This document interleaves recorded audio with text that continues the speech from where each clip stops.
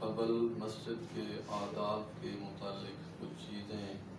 عرض کی جا چکی ہیں، ان میں سے دو چیزیں آج پھر اضافہ کر رہا ہوں۔ رسول پاک صلی اللہ علیہ وآلہ وسلم کا ارشاد گرامی ہے، البزاق فی المسجد خطیۃ وکفارتها دفنها۔ مسجد میں تھوکنا یہ گناہ ہے۔ جس طرح مسجد کے اور آداب بیان کیے گئے ہیں، ان میں سے ایک ادب یہ بھی ہے کہ مسجد میں تھوکنے کی اجازت نہیں ہے۔ مسجد میں تھوکنا گناہ ہے اور ہر گناہ کا کوئی کفارہ ہوتا ہے، وَكَفَّارَتُهَا دَفْنُهَا، اور اس کا کفارہ اس تھوک کو دفن کر دینا ہے۔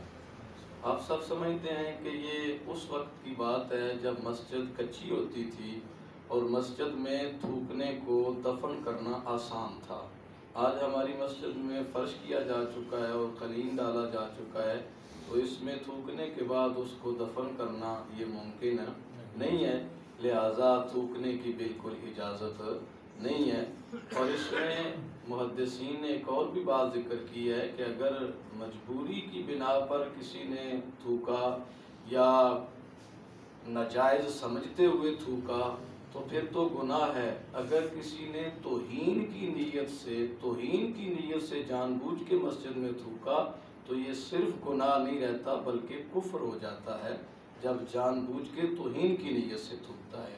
تو مسجد میں تھوکنا یہ بھی ممنوع چیزوں میں سے ہے۔ اس سے اگلی بات یہ ہے جس سے کئی دفعہ ہمیں واسطہ بھی پڑتا ہے کہ رسول کریم صلی اللہ علیہ وسلم نے ارشاد فرمایا، من سمع ینشد ضالۃ فی المسجد فلیقل لا ردہ اللہ علیک، او کما قال علیہ الصلوۃ والسلام۔ فرمایا جو بندہ کسی ایسے بندے کو مسجد میں سنے کہ وہ گمی ہوئی چیز کا اعلان کر رہا ہے اور گم شدہ چیز اونچی آواز میں تلاش کر رہا ہے، تو جو بندہ سنے اس کو یہ کہنا چاہیے، لا ردہ اللہ علیک، اللہ کرے کہ یہ چیز تجھ پہ واپس نہ لوٹے۔ ویسے تو مسلمان خیر خواہ ہے ایک دوسرے کا، اور اسلام کی جو ہماری تعلیمات ہیں وہ یہ ہیں کہ دوسرے کی خیر ہی چاہنی چاہیے۔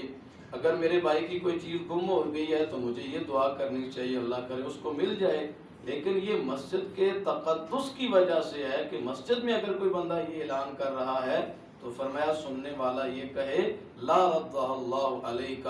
اللہ تجھ پر یہ چیز نہ لٹائے۔ فإن المساجد لم تبن لہذا، ارشاد فرمایا اس وجہ سے کہ مسجدیں گمی ہوئی چیزیں تلاش کرنے کے لیے اور ان کا اعلان کرنے کے لیے نہیں بنائی گئی ہیں، یہ اللہ کے ذکر اور اللہ کی عبادت کے لیے بنائی گئی ہیں۔ ایک اور چیز جو مسجد کے آداب کے حوالے سے ضروری ہے، میں نے کل عرض کیا تھا کہ مسجد میں داخل ہوتے ہوئے بندہ یہ کہے، اللہم افتح لی ابواب رحمتک،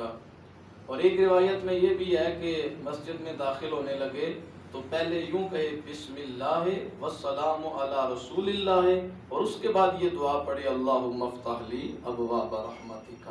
تو اس میں یہ چیز خیال رکھنے والی ہے کہ مسجد میں جب آپ داخل ہوتے ہیں تو دایاں قدم پہلے مسجد میں رکھیں، اور جب مسجد سے باہر نکلتے ہیں تو باہر نکلتے ہوئے پہلے بایاں قدم مسجد سے باہر نکالیں۔ اور اس میں ایک چیز کی طرف توجہ ہماری ہونی چاہیے کہ مسجد سے باہر نکلتے ہوئے بایاں قدم رکھنا ہے، لیکن جوتا پہننے میں سنت یہ ہے کہ آپ پہلے دائیں قدم میں جوتا پہنیں پھر بائیں قدم میں جوتا پہنیں۔ تو جب مسجد سے پاؤں باہر رکھیں گے تو جوتا پہننے کی کوشش نہ کریں بلکہ جوتے کے اوپر پاؤں رکھنے اور پھر بایاں قدم باہر نکال کے پھر دایاں قدم باہر نکال کے اس کو جوتے میں ڈالیں، اور اس کے بعد جو بایاں قدم پہلے نکلا ہوا ہے اس کو جوتے میں ڈالیں، تاکہ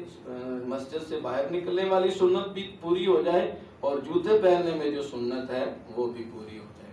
مسجد کے آداب کے حوالے سے آج کی اس محفل میں آخری بات جو عرض کرنے لگا ہوں وہ یہ ہے کہ رسول پاک صلی اللہ علیہ وسلم نے ارشاد فرمایا، ما امرت بتشیید المساجد۔ حضرت ابن عباس رضی اللہ تعالیٰ عنہ فرماتے ہیں کہ نبی کریم صلی اللہ علیہ وسلم نے ارشاد فرمایا،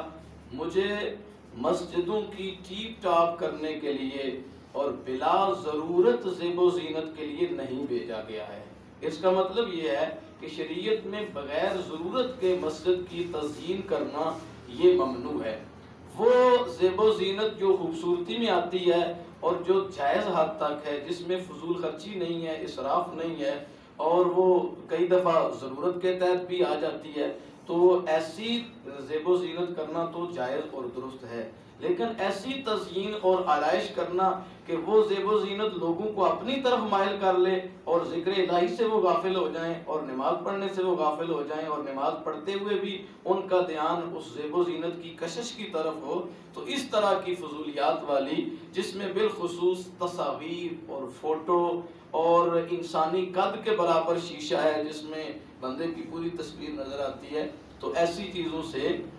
منع کیا گیا ہے۔ بلکہ رسول پاک صلی اللہ علیہ وسلم نے ایک اور جگہ پہ فرمایا بھی ہے کہ قیامت کے قرب کی نشانیوں میں سے ایک نشانی یہ بھی ہے کہ لوگ مسجدوں میں ایک دوسرے پر فخر کیا کریں گے کہ یہ میں نے زیادہ اس پہ پیسہ لگایا ہے، میں نے اس سے زیادہ خرچ کیا ہے۔ تو اللہ تبارک و تعالیٰ میں ان چھوٹی چھوٹی چیزوں کی طرف دھیان کر کے مسجد کے آداب کا خیال رکھنے کی توفیق عطا فرمائے۔